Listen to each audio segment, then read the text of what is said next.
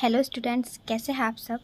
Students, आज हम control and coordination में प्लांट हार्मोन पढ़ेंगे, यानी कि केमिकल कोऑर्डिनेशन इन प्लांट्स पढ़ेंगे। ठीक है।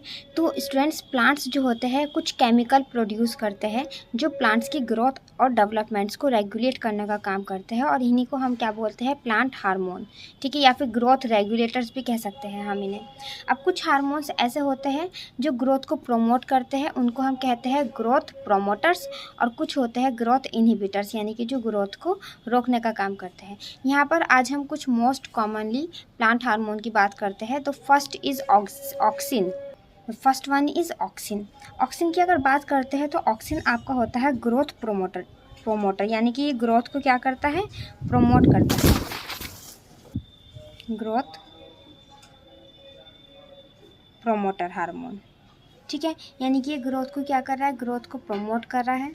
देखिए, auxin is produce in apical meristem. Auxin कहाँ पर प्रोड्यूस होता है, ये प्रोड्यूस होता है एपिकल मेरिस्टेम में, यानी कि जैसे कि यंग फ्लावर्स की बड हुई है ना, young flower buds, young leaves and developing seeds, इन सब की एपिकल मेरिस्टेम में ऑक्सिन प्रोड्यूस होता है। अगर हम बात करते हैं ऑक्सिन की, तो मोस्ट कॉमन अगर नेचुरल ऑक्सिन की बात करती हूँ तो वो है आपका इंडोल 3 एसिटिक एसिड। ये नाम हम याद रखेंगे, ठीक है, इंडोल 3 एसिटिक एसिड। ये क्या है आपका, ये एक नेचुरल ऑक्सिन है, ठीक है ना, कैसा है, नेचुरल ऑक्सिन है। ठीक, इसी तरह से होता है इंडोल ब्यूटाइरिक एसिड। ये कैसा है, ये आपका नेचुरल भी है और सिंथेटिक भी है। यहाँ पे मैंने मेन लिख दिया। अगर हम बात करते हैं, अब ऑक्सिन के फंक्शन की बात करते हैं, तो इसका काम होता है ग्रोथ, यानी कि ये सेल एलोंगेशन के थ्रू ग्रोथ कराता है। ये ऑक्सिन प्रोमोट करता है स्टेम, रूट और फ्रूट की ग्रोथ के लिए। अच्छा, ऑक्सिन को हम बोलते हैं, इसको हम एपिकल डोमिनेंस भी कहते हैं। एपिकल डोमिनेंस हम क्यों कहते हैं, क्योंकि जो एपिकल टॉप वाले रीजन्स होते हैं ये उनकी ग्रोथ को प्रमोट करता है, और जो लेटरल बड्स होते हैं उनकी ग्रोथ को ये सप्रेस करने का काम करता है।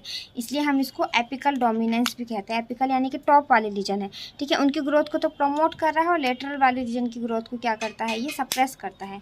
इसलिए हम इसको क्या कह रहा है, एपिकल डोमिनेंस कह रहा है। और इसकी फंक्शन क्या है, ये रेस्पिरेशन में भी हेल्प करता है, ठीक है। प्रिवेंशन एब्सिशंस, यानी कि लीव्स को झड़ने से रोकता है। और पार्थेनोकार्पी में भी बहुत सारे फंक्शंस हैं, यहाँ पे मैंने सिर्फ मेन फंक्शन लिखे हैं। पार्थेनोकार्पी यानी कि ऐसे फ्रूट्स जो बिना फर्टिलाइजेशन के बन जाते हैं, ठीक है, तो ये ऐसे फ्रूट्स की ग्रोथ में भी हेल्प करता है। नेक्स्ट हार्मोन की हम बात करते हैं जिब्रेलिन्स, ठीक है ना। तो जिब्रेलिन्स का फंक्शन, मेन फंक्शन होता है कि सेल इलांगेशन कराता है, लीव्स की, स्टेम की, इन सब चीज़ों।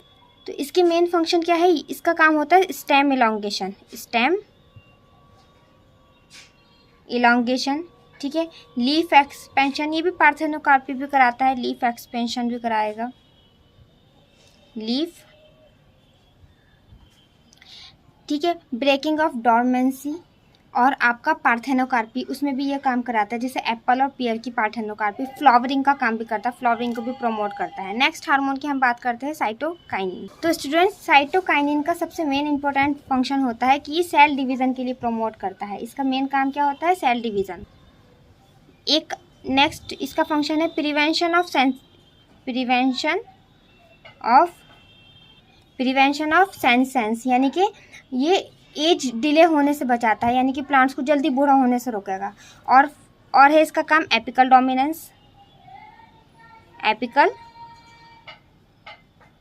डोमिनेंस, इंड्यूस फ्लावरिंग, ये बहुत सारे फंक्शन है।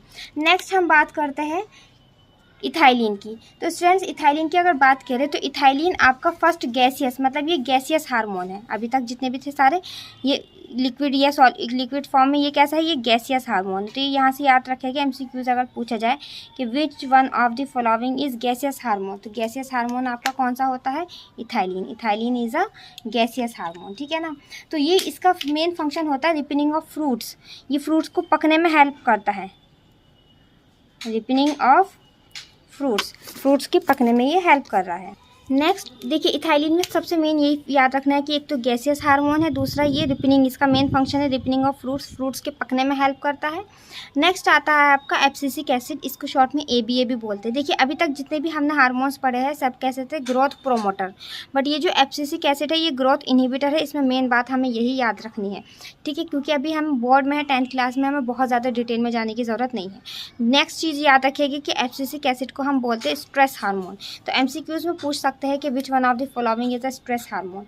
स्ट्रेस हार्मोन क्यों कहते हैं, क्योंकि ये ग्रोथ को सप्रेस करता है, रिटार्ड करता है, ग्रोथ को रोकता है, ठीक है, तो इसलिए हम इसको बोलते हैं स्ट्रेस हार्मोन कहते हैं, ठीक, तो ये याद रखिएगा। तो फंक्शन, अगर हम इसके फंक्शंस की बात करें तो डोरमेंसी, ग्रोथ, आपका एब्सिशंस, ठीक है, और आपका ट्रांसपायरेशन, काफ़ी सारे इसके फंक्शन है, बट मेन पॉइंट्स जो है वो मैंने आपको बता दिए हैं, ठीक है।